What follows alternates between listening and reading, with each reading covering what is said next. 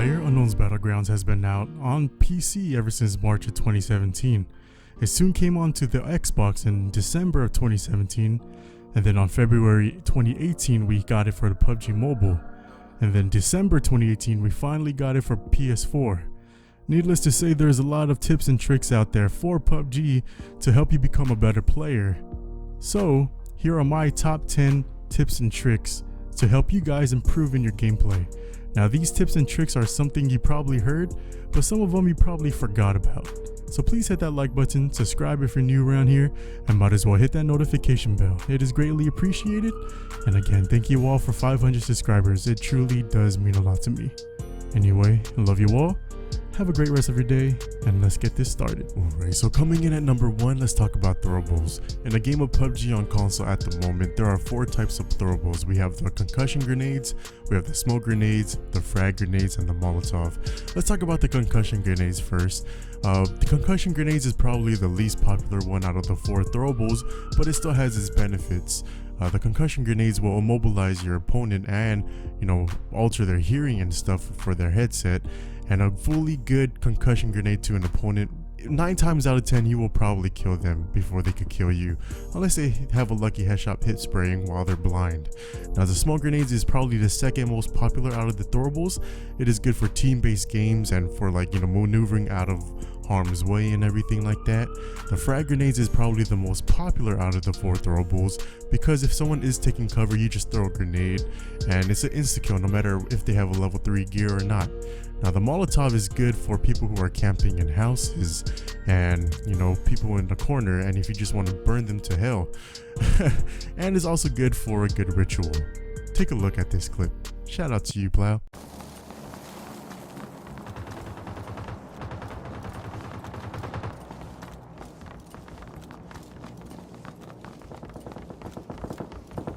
So coming in our number 2 spot, we have tunnel vision. So there are 2 types of tunnel visions here in PUBG. We got looting tunnel vision and as well as gunfight tunnel vision. Let's talk about gunfight tunnel vision first. So that is when you're fighting in a person or a team, 1v1 or 4v4 or whatever it is, and you're not aware of your surroundings. Now, you guys are popping up your guns and you haven't noticed that, another team or another person is going to be third-partying you guys. So make sure after you guys are done with that gunfight to look around your surroundings and not loot. And that's going to be the second thing I'm going to talk about, looting tunnel vision. Do not go to the crate after you kill somebody right away. Make sure you look around first to see if there's anyone peeking you. And you can throw a smoke too as well for your loot. So you could loot in safety, unless they have a grenade or Molotov, then you're pretty much screwed. So make sure you have to look around and not do anything stupid. Yeah, pretty much that's it. So our number 3 spot is talking about bag management. Even I have some struggle with this at times when I'm not paying attention to what I have in my inventory. But a rule of thumb for bag management is to have at least 4 first aids, 4 to 5 boosters, more energy drinks than painkillers, because that holds the least amount in your bag inventory, abundance of ammo for your guns, and as well as some throwables, and then an extra scope if you have some space. In that order. As you can see by my live streams and my gameplays, I do have abundance of energy drinks. I'm gonna get into that more later on in the tips and tricks, but again, that's gonna be the rule of thumb for bag management. Pretty easy, but again, a lot of people overlook this. So coming in at number 4 spot is holding an extra 3x or 4x in your bag inventory. Now majority of the players in the top 10 situation will have an AR and a sniper rifle. They already have a scope for their sniper rifle, but they still have a red dot for their AR. Make sure you carry an extra 3x or 4x, because for the people or for the enemies in mid-range, you do not want to be spraying your red dot. It is more accurate to spray for your 4x or your 3x, and as well as if you have a sniper rifle and you hit them in a chest, might as well switch to your AR to finish the job. And it's a little bit easier if you have a 3x or a 4x on that AR right away instead of spraying and praying with your red dot. Ever since holding a 3x or an extra 4x in my inventory for my ARs, I feel like I'm having more consistent chicken dinner games, because if they are mid-range for the final circles, I just put on the 3x or the 4x on my AR, spray and pray, and I'm able to manage my recoil better than, using a red dot. So coming in at number 5 spot, we're talking about armor here. This is a pretty basic rule of thumb, but always get the higher tier helmet no matter what. Even if that level 3 helmet is one shot, that one shot can help you survive a sniper rifle shot if you do get hit in the head. Now it's different for Vestises because you always have to get the lower tier fresh vest instead of your half or 1/4 damage vest that you have that's higher tier because of the flinch factor in this game. Now the flinch is so strong that if you're aiming down sight and you're hitting an enemy and they lose your vest, or you lose your vest throughout that gunfight, that enemy has a better advantage over you now because of the flinch factor. So again, for the helmets, always get the higher tier, but when your vest gets half or 1/4 damage, get the lower tier fresh vest. So number 6 tip is also a very minuscule or a very small tip, but it can help your gameplay in certain situations. And that's when you're looting in a building, make sure to close the front doors or close your doors afterwards, because enemies think that there's no one there if the doors are closed. As well as if you are getting in a gunfight, make sure the door is inwards. So when you're going in the door, make sure the door is inwards and not outwards, so it could help you get in the door and not get stuck in the door if you're getting in a gunfight as well. This is very small, but it's very effective. You wouldn't believe how many times I close the doors and someone just randomly, blindly goes in and I was able to kill that person. So number 7 talks about bounding. What bounding is when you're in a firefight, make sure you're going cover to cover. Make sure you always have cover in front of you, behind you and everything, no matter what. There's a difference of rushing recklessly and rushing bounding wise. Rushing recklessly is you're going straight to that person and you have no cover, and that's going to get you killed no matter what, especially if you're playing against or you're going up against someone that has some experience in PUBG. Now bounding is going to cover to flank that person, to get closer to them, and in order to secure the win while having cover. That's the most important thing to do when bounding, is having cover no matter what. Use the environment to your advantage, especially if you're in a squad fight or a 1v1 fight. Make sure you're always behind cover and not aimlessly firing. That is one thing that I had to struggle with when I first started playing PUBG, or when I first started live streaming.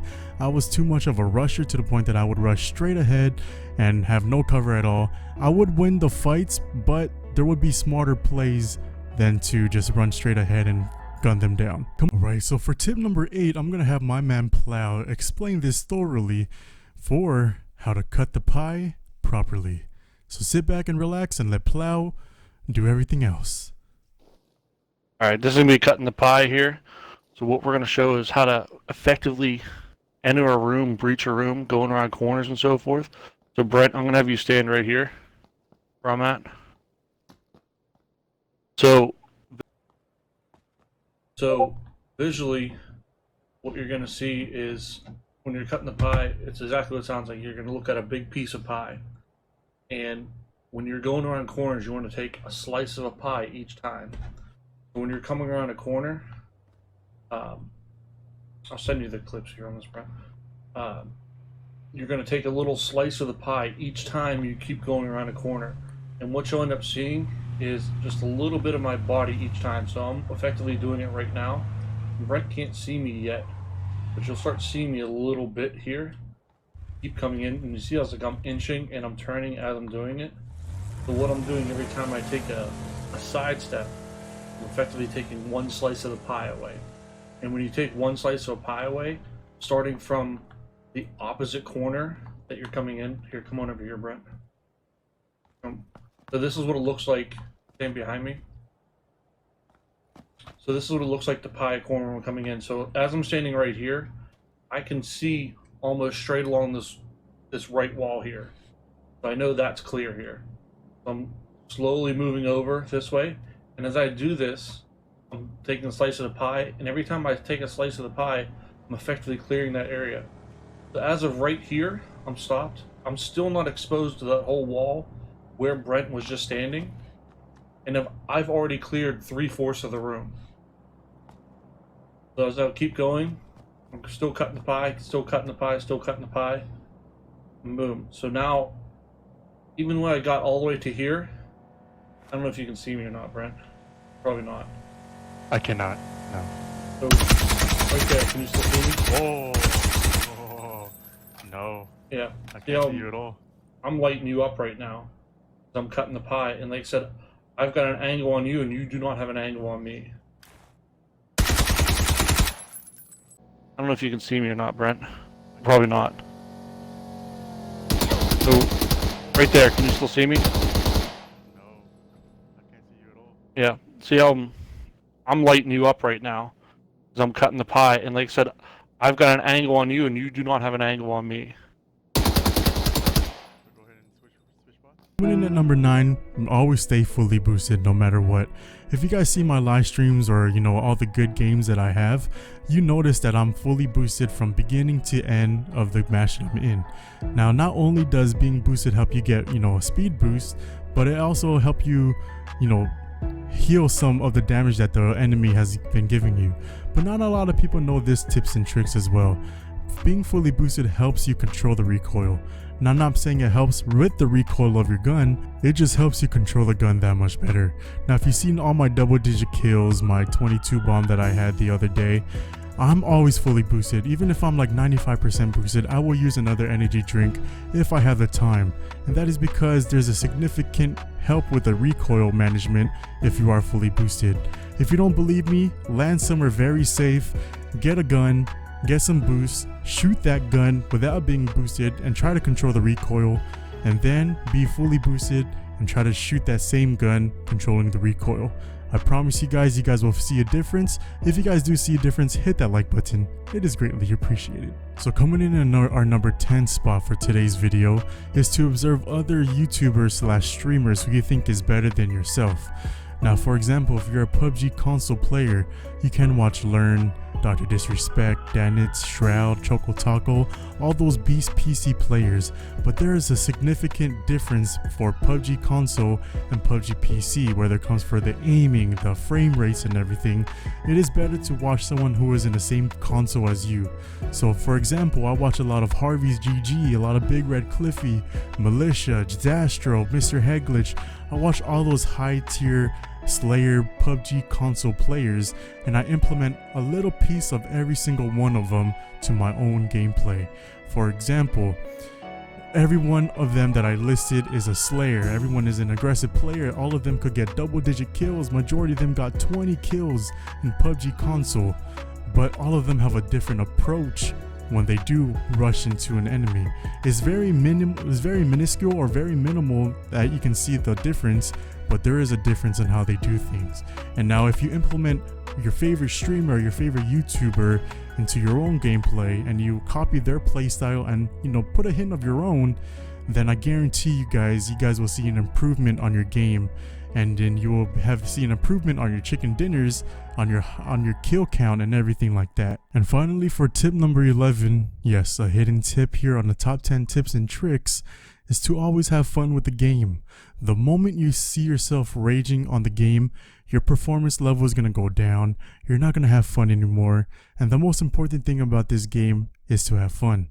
And that's why I haven't really been streaming a lot lately, because I have been raging a lot and I can't continue to rage. I do have to learn how to keep a cool head no matter what, so I can continue to love the game, which is known as PlayerUnknown's Battlegrounds for the Xbox and the PS4. Again, hope you guys enjoyed this top 10 tips and tricks by your boy Brent Bryson. I know a lot of these you have heard from other YouTubers that you probably watched, but this is the top 10 tips and tricks that I use to help better my gameplay, to help me get double-digit kills, and to help me get the chicken dinner. Again, if you guys enjoyed this, leave that like button, subscribe if you're new around here, and might as well hit that notification bell. Again, thank you all for 500 subscribers. It truly does mean a lot to me. It means more than you guys know, but that's going to be for a different video. Hope you guys enjoyed this. I said that 4 times. I'm going to leave now before it gets too damn long. Mwah.